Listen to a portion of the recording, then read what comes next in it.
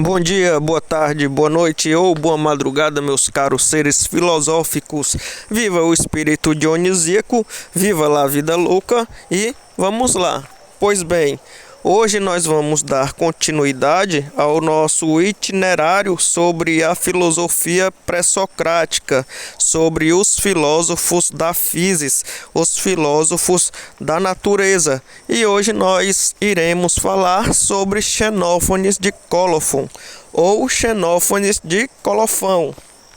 O Xenófanes vai ser um desses nossos filósofos que, através do poder da observação, vão estudar a physis e, na força do logos, da razão, do pensamento, ele vai chegar a um elemento primordial, a um elemento que deu a origem a tudo. E o elemento que o Xenófanes ele vai colocar é justamente a Terra.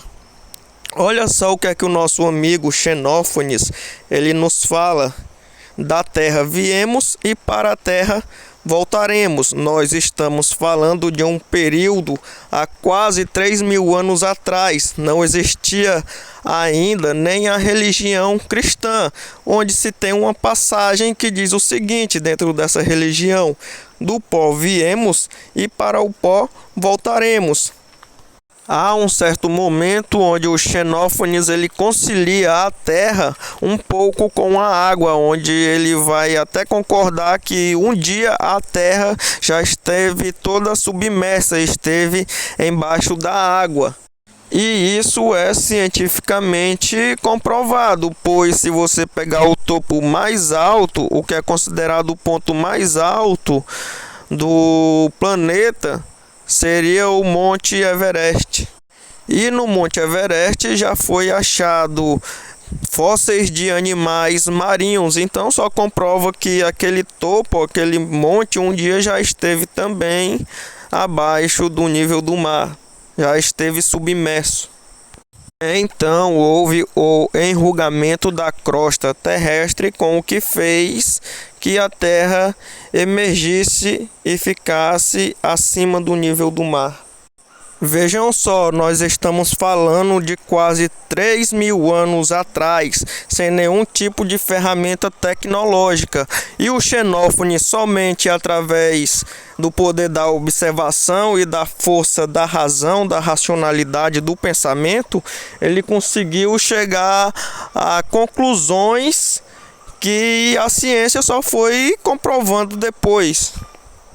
E como já foi falado, o Xenófanes vai ser um daqueles filósofos que não vai ficar limitado na questão da arché, na questão da origem do universo. Ele vai um pouco mais além. O Xenófanes ele acaba até se enrolando, acaba até se prejudicando um pouco, acaba sofrendo perseguição por conta da crítica que ele faz. Então vejam só, enquanto os filósofos estavam se questionando sobre a origem do universo, estava tudo bem, estava tudo beleza. Qual é a arché? Está tudo bem, está tudo beleza.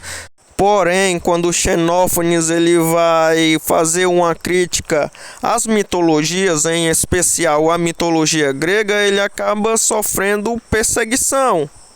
Olha só o que é que o Xenófanes ele diz a respeito da mitologia grega. Se os cavalos e os bois possuíssem mãos e intelectos assim como o homem e pudessem produzir obras de arte similares a estes, os cavalos pintariam seus deuses sob forma de cavalos e os bois pintariam seus deuses sob forma de bois. Portanto, o Xenófanes ele faz aqui o que? Ele começa com uma crítica ao antropomorfismo, ou seja, a personificação de coisas que as pessoas não sabiam explicar de uma forma racional e faziam a personificação daquelas coisas, faziam a personificação das forças da natureza. E o Xenófanes era totalmente contra esse antropomorfismo.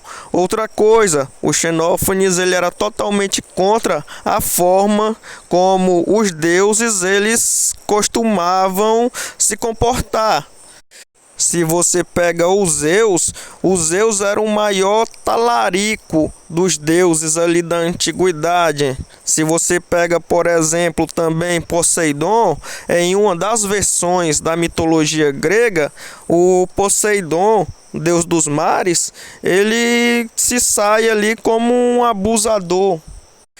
Por que que o Poseidon ele sai como um abusador na história? Porque nessa versão da mitologia grega, Atenas, que era a deusa da sabedoria, ela tinha meio que um caso com Poseidon, deus dos mares. E nisso, Atenas tinha uma sacerdotisa, e para a mulher ser sacerdotisa de algum templo, ela tinha que ser, digamos, virgem ali, era um dos critérios.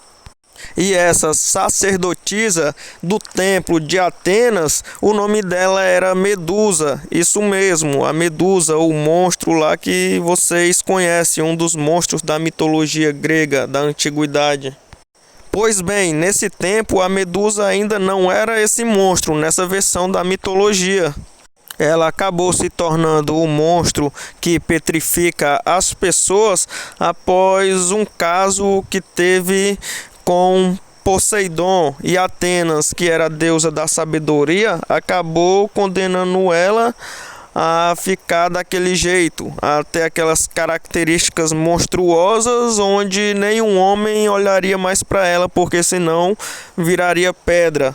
Então ela pegou e sofreu aquela maldição. Mas há uma outra versão da mitologia que conta que ela era uma górgona, né? Ela era uma das irmãs górgonas. Ela já era um monstro que havia nascido daquele jeito. Ela não foi transformada, ela já havia nascido daquela forma. Nós temos essas duas versões. Mas se você pega qualquer uma das duas versões da mitologia de Homero ou de Hesíodo, vocês vão ver que os deuses eles sempre estão praticando alguma coisa de errado. Eles agem de uma forma extremamente humanas. E é por isso que o Xenófanes ele vai fazer uma crítica à mitologia, tanto a questão do antropomorfismo quanto essa questão do comportamento dos deuses, que acabavam até extrapolando comportamentos humanos. Então, quando Xenófanes começa a fazer essas críticas da mitologia grega, a mitologia ela era como se fosse a religião ali para os gregos, ela era uma religião. A mitologia ela também é uma espécie de religião. Então, o Xenófanes ele estava criticando a religião predominante da época, que era justamente o que? A religião grega, a religião da cidade onde ele morava. Então, as pessoas ficaram pé da vida com o Xenófanes. O Xenófanes começou a sofrer perseguição, e nisso você vê o quanto que é perigoso até os dias atuais você mexer com uma religião que é predominante. Se você pega, por exemplo, a nossa religião predominante aqui no Ocidente é o cristianismo. E tem muitos fanáticos religiosos que matam em nome de Deus. Se você criticar alguma coisa ali, é arriscado aquela pessoa que diz ser cristã pra caramba, acabe até tirando a sua vida, acabe lhe ameaçando, acabe lhe agredindo. Eu vou citar para vocês um exemplo que aconteceu na cidade de Rio Branco, no Acre. O palco era uma universidade, a Universidade Federal do Acre, UFAC. E o que é que estava acontecendo? Ia acontecer um sarau de filosofia. Então, da filosofia tiraram o ateísmo, ficou um sarateu.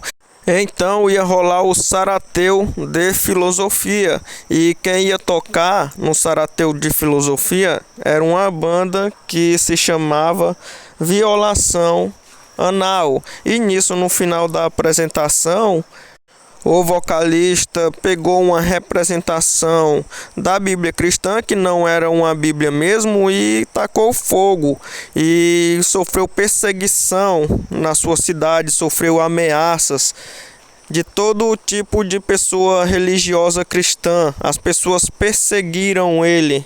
Por quê? porque se sentiram ofendidas demais, e nisso é porque não era nenhuma Bíblia de verdade, era apenas uma representação de uma Bíblia. O que é que eu quero dizer para vocês? Esse caso aconteceu em 2015. Ou seja, não está com tanto tempo assim, a gente está falando do mundo contemporâneo. Então ele fez uma crítica à religião que era predominante e sofreu ameaças, sofreu perseguições, assim como Xenófanes, quando fez uma crítica à mitologia grega. Lá atrás sofreu perseguição, teve que sair fugido da cidade, porque senão ia acabar sendo até assassinado pelos religiosos da época.